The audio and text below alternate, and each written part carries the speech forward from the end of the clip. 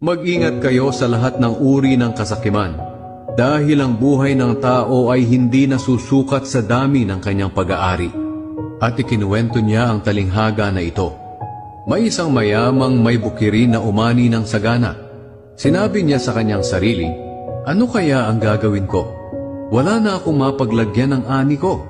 Alam ko na, gigibain ko ang mga bodega ko at magpapagawa ako ng mas malaki. At doon ko ilalagay ang ani at mga ari-arian ko. At dahil marami na akong naipon para sa maraming taon, magpapahinga na lang ako, kakain, iinom at magpapakaligaya." Ngunit sinabi sa kanya ng Diyos, "Hangal, ngayong gabi ay babawiin ko sa iyo ang buhay mo. Kanino ngayon mapupunta ang lahat ng inipon mo para sa iyong sarili? Ganyan ang mangyayari sa taong nagpapayaman sa sarili, ngunit mahirap sa paningin ng Diyos."